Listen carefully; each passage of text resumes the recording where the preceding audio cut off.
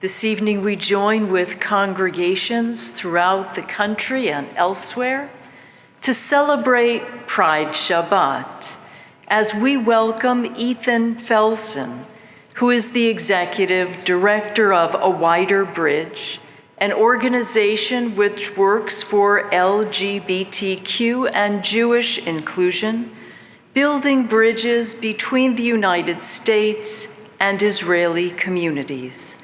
As a Jewish professional for 34 years, serving in senior roles with the Jewish Federations of North America and Jewish Council for Public Affairs, Ethan has led dozens of missions to Israel, including one for Pride in Tel Aviv just this year. His greatest source of pride are the 6-year-old twins he and his husband Daniel have. Building a safer, more inclusive world for them and for us all is the mission of A Wider Bridge. So join me in welcoming Ethan Felson.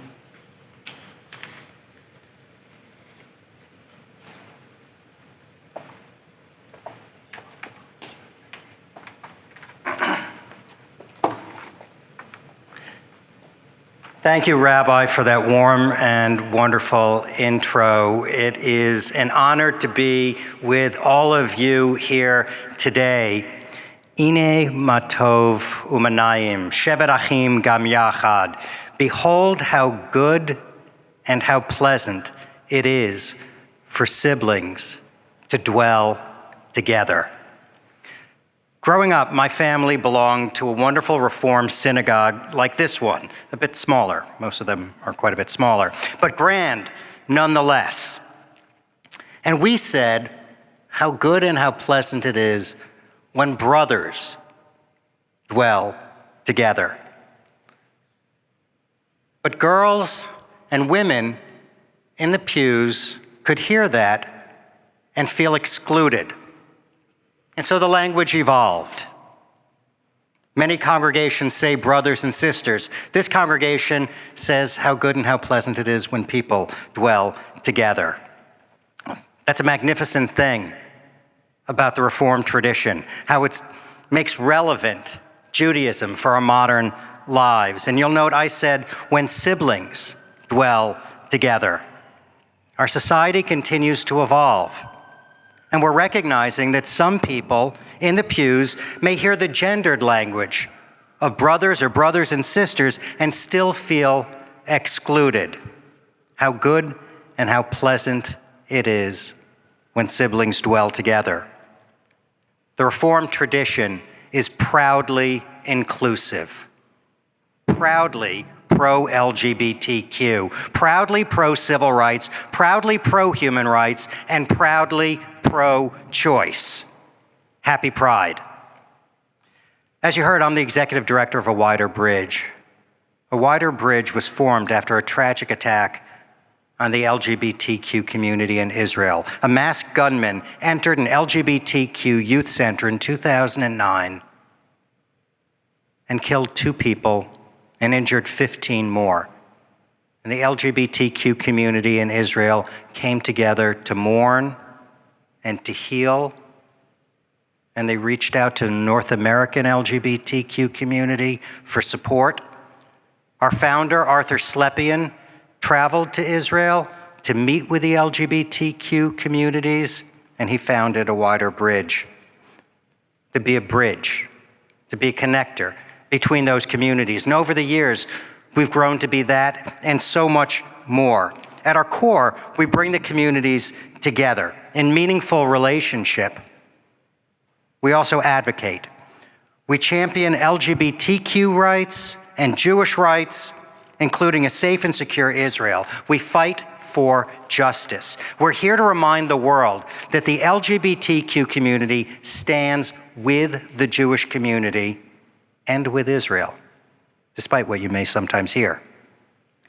We educate through missions to make sure that the LGBTQ community here will always stand with the Jewish community and with Israel. We're also here to remind the world that Israel and the Jewish community stand with the LGBTQ community. We do that tonight with this Pride Shabbat and around the country. We do that when we fight laws that say don't say gay. At A Wider Bridge, we do that through a grant program to 17 different LGBTQ groups in Israel that are fighting for civil rights, fighting transphobia, fighting conversion therapy, building community, transforming Israel in amazing ways, and amazing it has been. This year, there will be 60 Pride celebrations in Israel. I was just at one of the largest ones in Tel Aviv. In Tel Aviv, they're also opening a new trans center that will have legal services, social services, health services under the same roof. It really is groundbreaking. And that's one of the many, many stories that I wish I could go on for hours about what we have just seen on our most recent mission to Israel in terms of what is happening there. It is truly remarkable. But like our rights here, nothing can be taken for granted. The very same forces that are backing laws that prohibit teachers from providing support to the most vulnerable LGBTQ youth are making aliyah. They're being exported from the US to Israel, trying to erode the rights of LGBTQ Israelis. The same lies about bathrooms and locker rooms are being sent from the US to Israel. So Jews here and in Israel, we're united not just in our pride, but in our fear of those who want to force us into closets, to take away the right to make decisions about our own bodies. And in Israel, just as here, we may be a little bit scared. But Rabbi Nachman taught us the whole world is a narrow bridge. The important thing is not to be afraid. And so our fear is transformed into anger. And our anger is transformed into action. We are compelled to change what is happening around us. The denial of reproductive rights is horrifying, as is the very real threat that other rights are on the chopping block, including the rights of me and my husband and our magnificently beautiful children to be treated as a family. But we're not afraid. I remember an awful day 36 years ago, right before Pride. I was sitting at the kitchen table in our family home, and I looked at the front page of the New York Times, and the headline was that the Supreme Court had just reached its decision in Bowers v. Hardwick. And in that decision, the Supreme Court allowed states to arrest someone for engaging in consensual sexual activity with someone of the same sex. Arrest, convict, and jail someone just for whom they love. That's not unlike arresting a woman or her doctor for making a decision that is no one else's business. Arrest, convict, and jail. Much to fear, but there's a lesson here. 17 years after that Bowers decision, in Lawrence v. Texas, the Supreme Court said that Bowers was wrongly decided, and it overturned that decision. It was wrongly decided, just as the decision today was wrongly decided. What happened in the 17 years between those two decisions was activism. We spoke to our elected officials. We told them about our lives. They heard our stories, and we ran for office. And we petitioned the courts, and we became judges. We saw it as a temporary setback, and we said, we will never accept the back of the bus. We will never be forced into any closets. and we will never accept the back alley.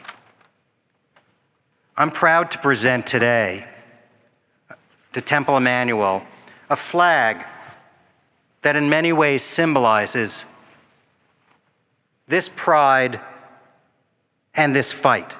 It's our new Jewish inclusive pride flag. I'm going to pull up a smaller version of it here. The original pride flag, which many of you know, has 6 colors in it.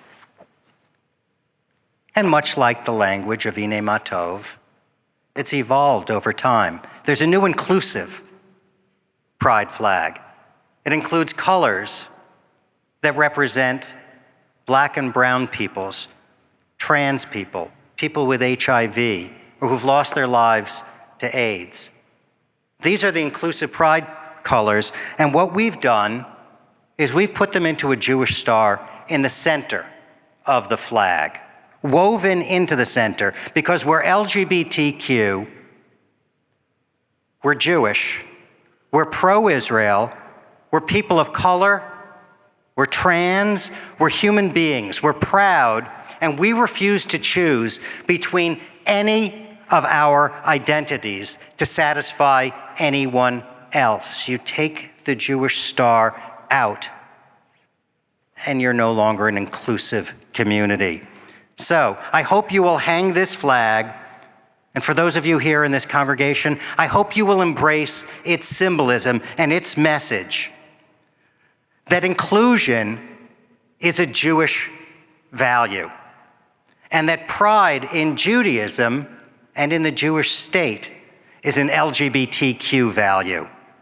How good and how pleasant it is when siblings dwell together. Happy Pride and Shabbat Shalom.